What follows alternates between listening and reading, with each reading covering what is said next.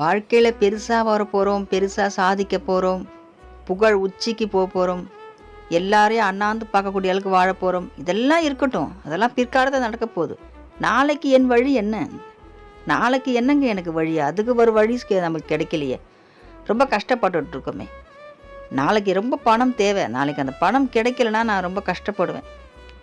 கடவுள் இருக்காரா இல்லையாடே எனக்கு தெரியல. இந்த மாதிரி இக்கட்டான சூழ்நிலை, இந்த சூழ்நிலையில் காக்கட்டும் கடவுள். நாளைக்கு என்னை பெரிய கொண்டு போய் வைக்கிறாரா எனக்கு தெரியாது. இந்த இக்கட்டான சூழ்நிலையிலேருந்து என் கடவுள் வெளியே கொண்டு வருவாரா அப்படின்னு நம்ம நினைக்கும் போது நிச்சயமாக கொண்டு வருவார். நாளைக்கு பொழுதை நம்ம முருகன்கிட்ட விட்டுணும்.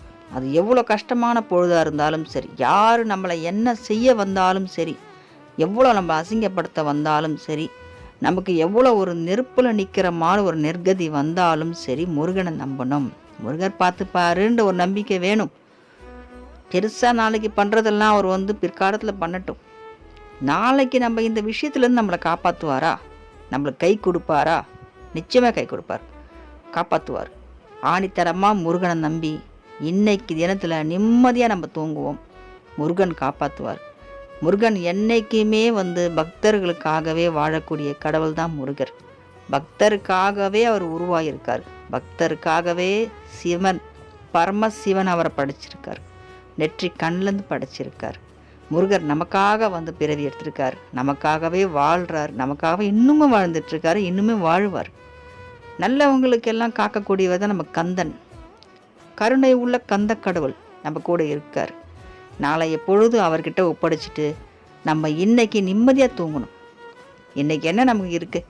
கஞ்சியாக இருந்தாலும் சரி, கூழாக இருந்தாலும் சரி, பசி இல்லாமல் காப்பாற்றுவார் முருகர். முருகரை ஆரம்பிச்சிட்டாலே நமக்கு பசி இருக்காது. எப்போவுமே சுத்தமாக கையில் காசு இல்லை, வீட்டில் அரிசி பருப்பு இல்லைன்ற மாதிரி ஒரு சூழ்நிலையே வராது. காப்பாற்றுவார். கஞ்சியாக இருந்தாலும் நம்ம குளிர்ந்த மனசோட முருகனுக்கு நன்றி சொல்லி நம்ம குடிக்கணும். காப்பாற்றுவார், விடவே மாட்டார். எப்போவும் பயப்படக்கூடாது. தைரியமாக நம்ம இருக்கணும்.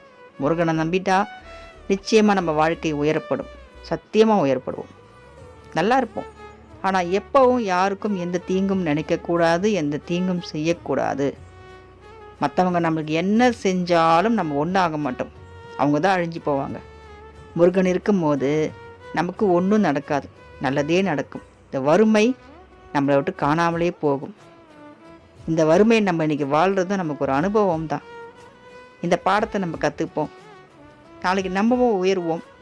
அப்போது இந்த மாதிரி கஷ்டப்படும் போது அவங்களுக்கு முருகன் மூலியமாக நம்மளும் கை கொடுத்து காப்பாற்றணும். அதுக்கு தான் நம்ம முருகர் இதெல்லாம் நம்ம கற்றுக் கொடுத்து